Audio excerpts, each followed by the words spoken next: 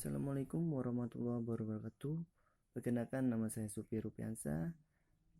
Alamat saya dari Kampung Marinung Hilir atau Pelabuhan Ratu. Asal saya dari SMK Samudra 1 di Solo. Ya, yang pertama, sumber bahasa Indonesia.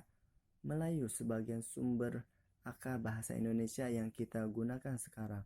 Bahasa Indonesia tumbuh dan berkembang dari bahasa Melayu yang sejak dahulu sudah dipakai sebagai bahasa perantau. Bahasa Melayu mulai digunakan sebagai alat komunikasi berbagai batu bertulis. Prasasti kuno yang ditemukan seperti prasasti kedudukan bukit di Palembang tahun 683. Kedua, prasasti Talang Tuo di Palembang tahun 684. Prestasi kota Kapur di Bangka Barat tahun 646. Berdasarkan petunjuk-petunjuk lainnya dapat kita kemukakan bahwa pada zaman Sri Wijaya bahasa Melayu berfungsi sebagai berikut. 1. Bahasa Melayu sebagai bahasa kebudayaan, yaitu bahasa buku-buku yang berisi aturan-aturan hidup dan sastra. 2. Bahasa Melayu sebagai bahasa perdagangan terutama di sepanjang pantai, baik bagi suku yang ada di Indonesia maupun bagi pedagang-pedagang yang datang dari luar Indonesia. Dan bahasa Melayu sebagai bahasa resmi kerajaan. B. Peresmian nama bahasa Indonesia. Ada beberapa pada tanggal 28 Oktober 1928 para pemuda kita mengingkarkan Sumpah Pemuda naskah putusan Kongres Pemuda Indonesia tahun 1928 itu berisi 3 bulir kebulatan tekad berikut. 1. Kami putra-putri Indonesia mengaku bertumpah darah yang satu, tanah Indonesia. 2. Kami putra-putri Indonesia mengaku berbangsa yang satu, bangsa Indonesia. Kami putra-putri Indonesia menjunjung bahasa persatu, bahasa Indonesia. Penyatanya, 1.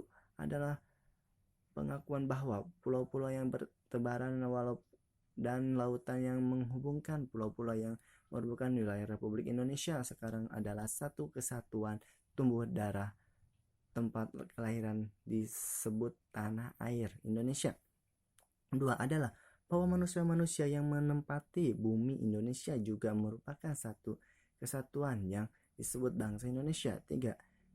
Tidak merupakan pengakuan bahasa satu, tetapi merupakan pernyataan tekad ke bahasa yang nyatanya bahwa kita bangsa Indonesia. C. Mengapa bahasa Melayu diangkat menjadi bahasa Indonesia? Ada beberapa faktor yang menjadi penyebab bahasa Melayu diangkat menjadi bahasa Indonesia, yaitu sebagai berikut.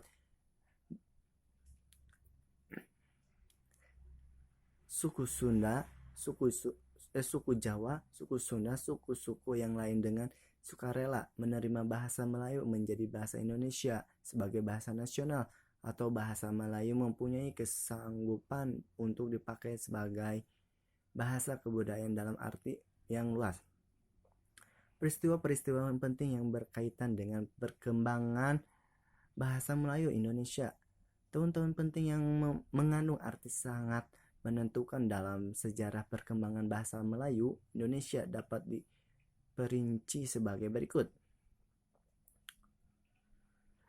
Tanggal 28 Oktober para pemuda pilihan telah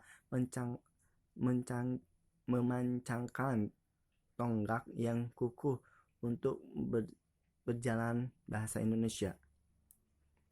Tanggal 25-28 Juni 1938 dilangsungkan Kongres Bahasa Indonesia 1 di Solo.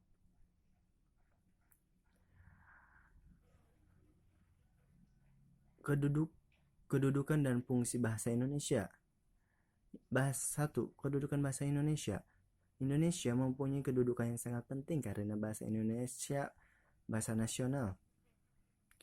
Fungsi bahasa Indonesia dalam kedudukan sebagai bahasa nasional. Bahasa Indonesia berfungsi sebagai lembaga kebanggaan kebangsaan, lembaga keidentitas nasional. Terima kasih.